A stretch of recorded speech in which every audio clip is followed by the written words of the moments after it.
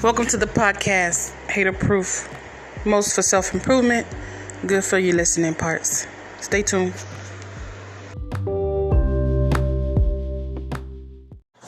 This is Return.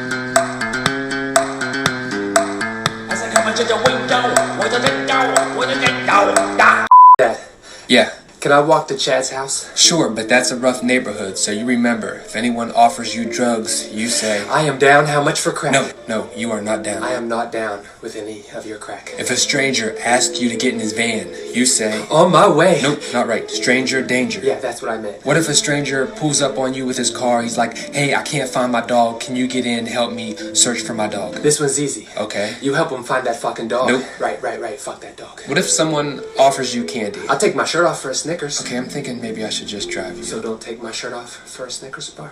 Allowing generosity.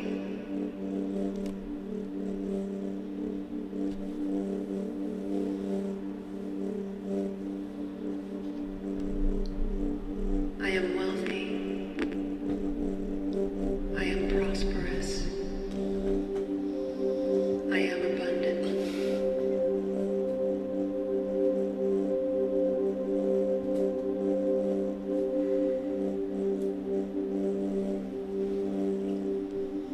I am relaxed and money flows to me. I am in harmony. I am paid well.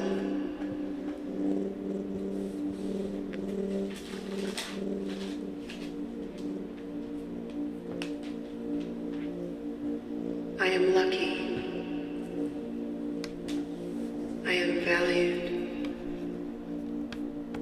I am of high worth.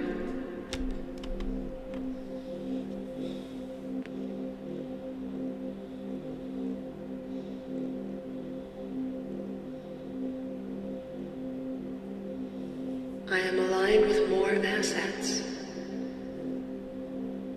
I am ready for more assets. I am allowing more assets into my life.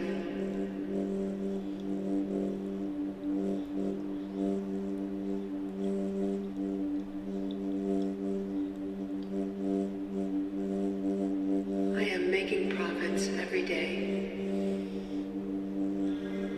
I am making money as I sleep. I am receiving more profits.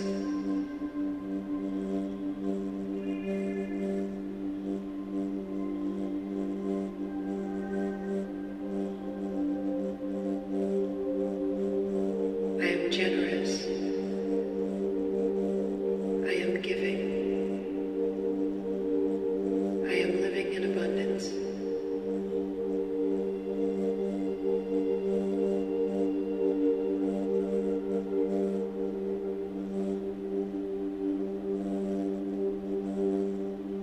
I am committed to my financial security.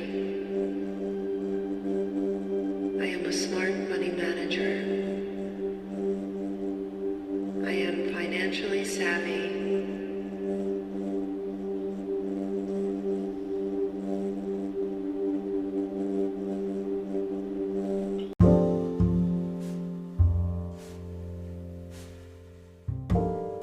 Here's some current events for Wednesday, May 19th, 2021.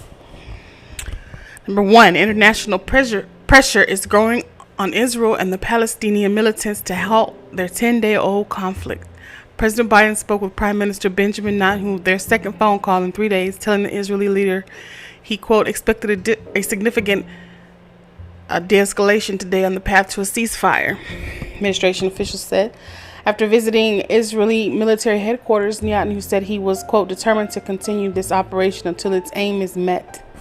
A senior Hamas official said that he expected a ceasefire agreement within a day or two, while Israeli Media has reported that Israeli officials do not expect the bombing to stop until Friday at the earliest. France and Germany, strong allies of Israel that had initially held back from pressuring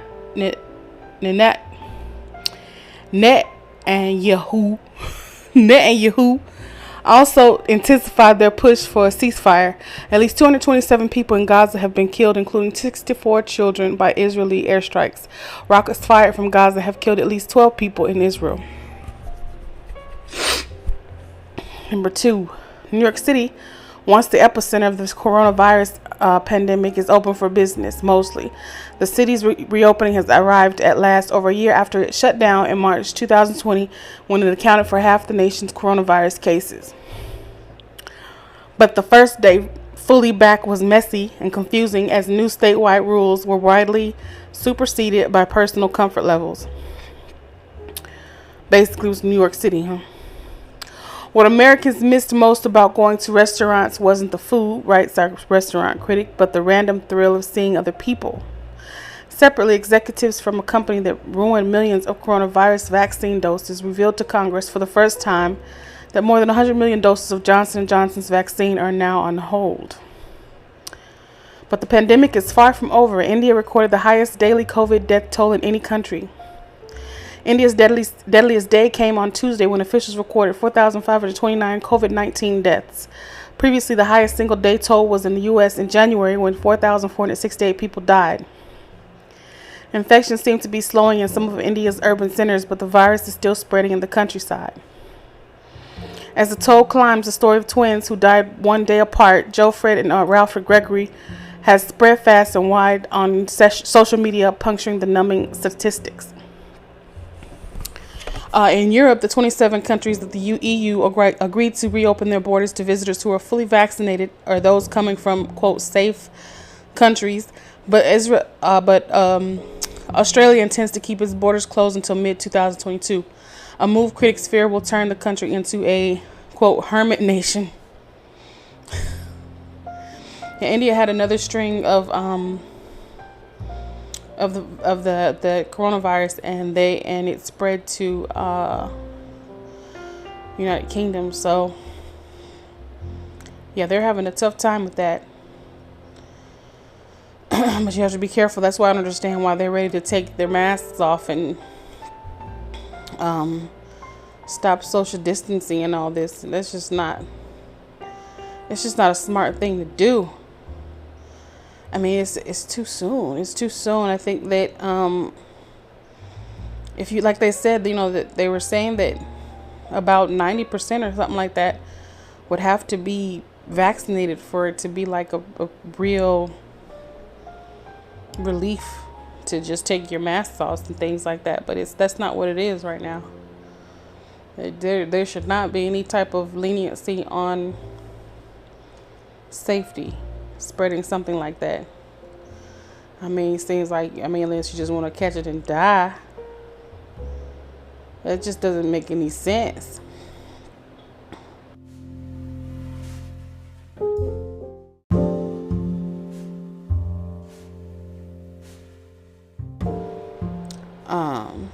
So next brief point here. The House will vote tonight on whether to create an independent commission to investigate the January 6th Capitol riot.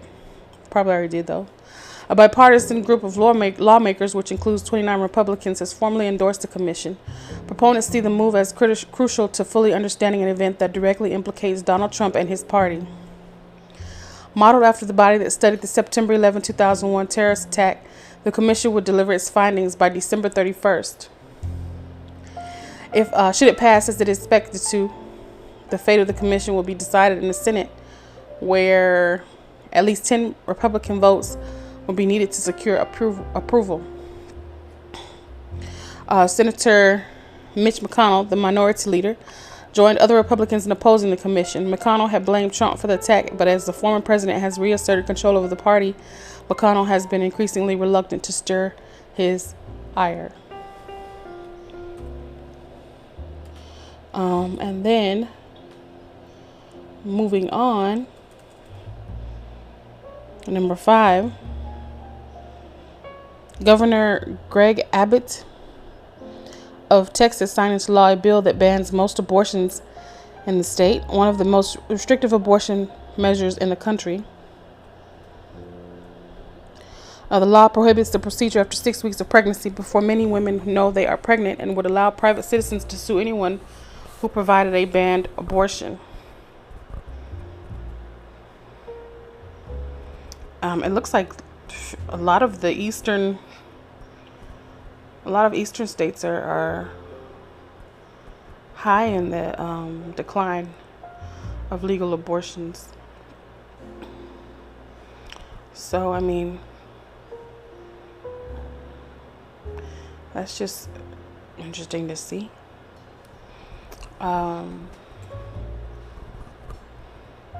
The landmark Roe v. Wade ruling, which established a constitutional right to an abortion, will be revisited by the Supreme Court this fall when it considers a Mississippi law that bans abortions after 15 weeks. If Roe were overturned, legal abortion access could effectively end in much of the South and Midwest. Thank you for your support. Let's see. Number 6, young progressives are shaking up Massachusetts politics. They're ardent, they're organized, and they don't take orders. For years, Massachusetts elections have revolved around a handful of influential Democratic strategists.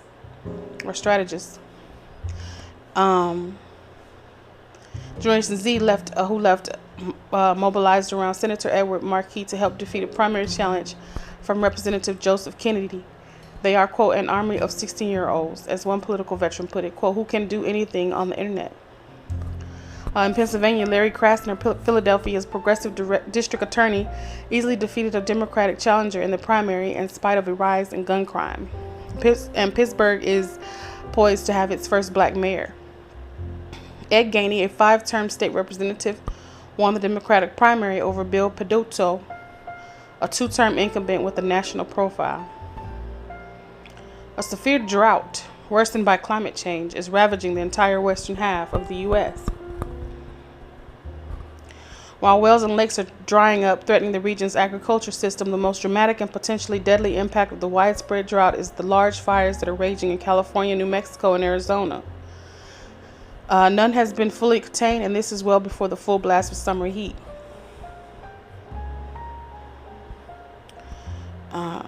The warning comes as a new study found that zombie forest fires, which smolder throughout the wet, cold winters in far northern forests and pop up again in the spring, are on the rise. Tomorrow, Andrew Ross Sorkin and other experts will discuss what it will take to transform the economy to confront climate change. After years of facing off in the NBA Finals, LeBron James and Stephen Curry are competing just to make the playoffs. When the Los Angeles Lakers, the defending champions led by James, and the Golden State Warriors, powered by Curry, meet tonight, it will be a game to get into the playoffs as a lowly number 7 seed, something that would have been unthinkable in the fall. And in the WNBA, Sabrina Ionescu put up her first career triple-double at 23, the youngest to do so in WNBA history. It almost certainly will not be her last. Number 9, summer's coming. I guess get a book to read for the summer. Let me see. There's some titles that you should read. But while the pandemic stalled many summer traditions last year, there was one mainstay COVID couldn't wreck: reading. Quote, those empty, quiet nights were a reminder of the boredom that pushed me into the arms of books in the first place, Elizabeth Egan writes. Fans of John le Carré, who died last year, are in for a treat. Silverview, a full-length novel that he left behind, will be out in October. Finally, Mustard and Mayo is a window to your soul. The Times Food Desk asked its editors and reporters to share their favorite condiments, anything that enhances the flavor of food, and describe what leading roles these sauces, spices, and pastes play in their daily lives. For Eric Kim, doenjang, a fermented soybean paste, packs incredible savory punch full of salty redolence. Melissa Clark is having a Marmite moment. And Genevieve Coe's, quote, love of mayonnaise is a constant, she says. Quote, I'll lick any that clings to the spatula after putting together a sandwich or mixing a salad. So there's mayonnaise. I guess she likes mayonnaise. I don't really like mayonnaise that much. I don't do mayonnaise like that, but some people really like it. I don't like mayonnaise too much. But that concludes your briefing for this Wednesday. I hope you enjoyed these briefs, because I do.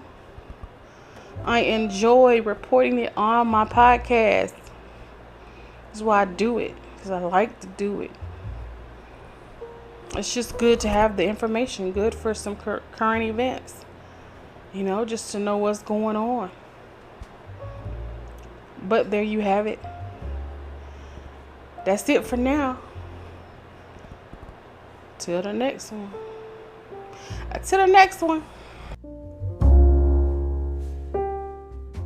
Hello, Amy? Hey, are you busy Saturday? Hey, are you busy on Saturday?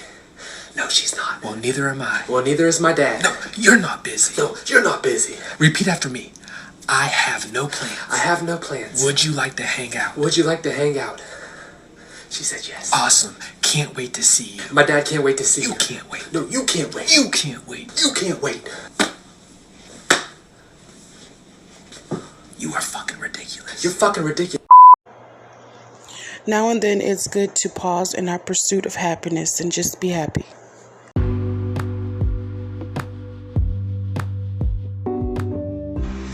Thank you for tuning in. Enjoy your next 24 hours. On to the next one.